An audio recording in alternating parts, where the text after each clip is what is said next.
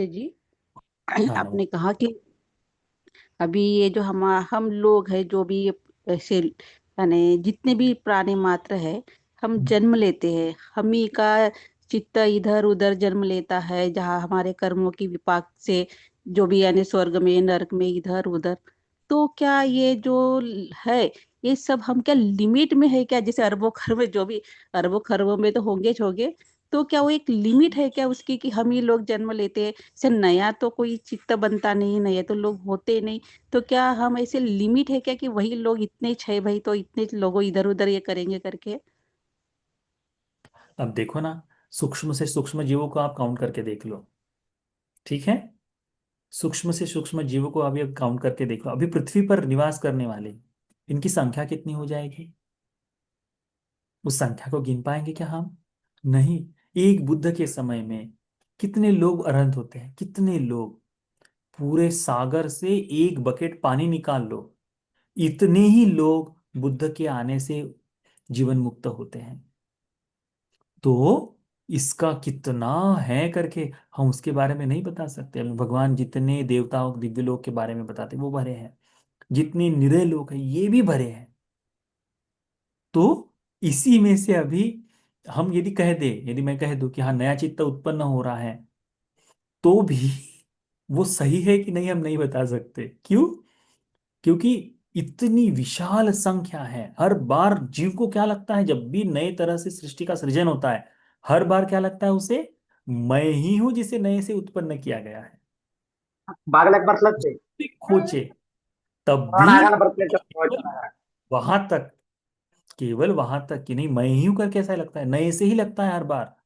तो नया चित्त है हम इसको भी नहीं कह सकते। भगवान ने भी नए चित्त के बारे में उस तरह से नहीं कहा कि हाँ कोई व्यक्ति मरता है तो उससे दो चित्त उत्पन्न, चार चित्त उत्पन्न हो जाए। ऐसा कहीं उपदेश अभी तक नहीं मिला है मुझे। तो अभी तक तो हमने यही समझना चाहिए कि जो चित्त है, ये चित्त इतनी संख्या में अधिक है, और इसमें बहुत ही कम लोग हैं जो इस संसार से मुक्त होते हैं। तो उसको अभी के लिए उतना ही धारण रखो, और इतने सत्व उसमें से हम मुक्त हो जाए हमारा काम हो गया। दूसरे हो रहे नहीं हो रहे उससे कोई लेन देन नहीं। ठीक। बंदामी आदरणीय बनते जी। सुखी हो। अ, ये जैसे अविद्या के कारण ही सब चक्र चल रहा है। तो हमारा तो भव जैसे दूसरी जगह तैयार हो जाता है, होने लग जाता हम्म। है, जो जो जो कर्म कर रहे हैं उसके आधार पर। तो जैसे अभी किसी ने अविद्या को पूरी तरह से नष्ट कर दिया, तो क्या उसका जो भाव बनता है वहां पे वो भी खत्म हो जाता है वहां से? वो खत्म हो जाता है, वो खत्म हो जाता है, तो ये जो दुख का चक्र है ना, वो समाप्त हो जाता है। एक दूसरे पर बंधा हुआ है ना, जैसे हम्म, पानी की भाप नहीं होगी तो, भाप नहीं होगी तो वो फिर से बादल नहीं बनेगा। बादल नहीं बनेगा तो ठंडा नहीं होगा, कहीं ठंडा नहीं होगा तो बारिश नहीं होगी, बारिश नहीं होगी तो समुद्र में पानी नहीं जाएगा। उसकी भाप नहीं बनेगी, धूप नहीं है तो समुद्र में पानी ही नहीं है, तो भाप, पानी नहीं है तो भाप कहाँ से बनेगी? इस तरह से जो चक्र है ना वो टूट जाता है, परंतु तुरंत नहीं टूटता, उसको समय लगता है वो सब कुछ होने के लिए। भंते जी, अभी सबके जो पटीच्य समुत्पाद है उसके सबसे पहली कड़ी जो है वो अविद्या है, तो उसके बारे में बहुत विस्तार से बताइएगा भंते जी। हाँ? अभी चल रहा है इस निदान संयुक्त में जितने सूत्र है इनका संपूर्ण संकलन आते आते आते आते आते अविद्या को इतना सुन लोगे कि फिर धम्मसेन महर्षि का चेहरा देखते, अच्छा ये अविद्या ही है? अरे और कर दिया हमको तो अविद्या, विद्या बता बता के बता बता के बता बता के। अब तो कोई समझाने की कोशिश करे तो हम सुनना भी नहीं चाहेंगे, ऐसे चीज में आ जाओगे आप लोग। तो इसलिए धीरे धीरे सीखते हैं, एक एक करके सीखते हैं।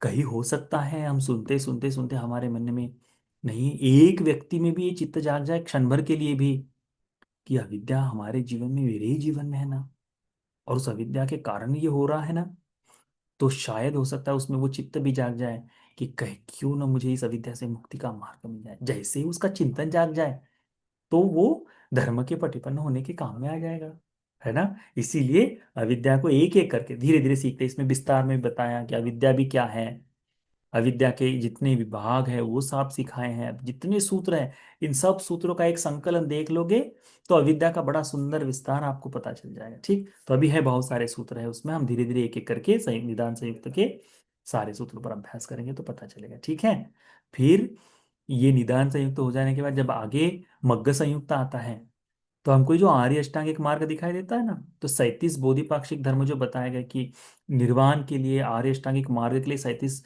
बाकी के जो पार्ट्स है इस आठ निकाल कर वो सारे धर्मों का अभ्यास कैसे होता है हम ये भी सीखेंगे। वो हमको हम नहीं बताएंगे, क्योंकि अभी गुणानबंते जी ने 37 बोधिपाक्षिक धर्म पर बहुत सुंदर देशना की है ना। इस अविद्या से मुक्त होने के लिए वही 37 धर्म बोधिपाक्षिक धर्म है जो मुक्त करवा देते हैं, ऐसा है। ठीक। तो भंत जी, एक अविद्या बोले तो ये जो छह इंद्रिय की प्रति आसक्ति है, इसको अविद्या बोला जा सकता है क्या? नहीं, नहीं, आसक्ति तो तृष्णा ही है, उससे हुई ना, हाँ है हाँ। ना। अविद्या क्या है?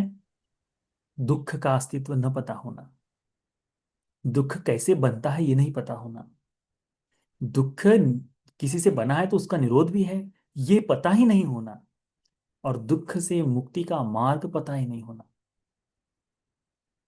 वो इक्वेशन जो है वो पता ही नहीं है, वो घूमते रह रहा है। जो पता ही नहीं है तो उसको सॉल्यूशन कैसे मिल सकता है? तो उसके बारे में बोध ही नहीं होना अविद्या है। फिर ये अविद्या अलग अलग विभागों से बढ़ती हुई आती है ना, तो उसको देखेंगे। ठीक है, अभी जैसे अभी पिछला सूत्र हमने सीखते समय देखा था कि उसमें बताया था कि जाति नप्प जानन्ति, जाति समुदय नप्प जानन्ति, जाति निरोधं नप्प जानन्ति, जाति निरोधगामिनी पटिपदं नप्प जानन्ति। यानी जन्म भी नहीं जानता, जन्म का समुदय भी नहीं जानता, जन्म का निरोध नहीं जानता, जन्म निरोध का कारण नहीं जानता, ये अविद्या ही है। हाँ, जरा मरण का समुदय नहीं, जरा मरण का उत्पत्ति नहीं जानता, जरा मरण का समुदय नहीं जानता, निरोध नहीं जानता। हम देखो ना, जन्म लिए कचरे की तरह, जानवरों की तरह जन्म लिए, जर जी रहे हैं, मर जाएंगे, खत्म। तो जन्म हुआ, वो क्यों हुआ, कैसे हुआ, उसका समुदय का क्या हेतु है? अच्छा, यदि इस कारण से हुआ है तो इसका निरोध भी होगा, उसका मार्ग है, कहाँ पड़ता है पता किसी को? तो वैसे ही चल रहा है। ठीक है।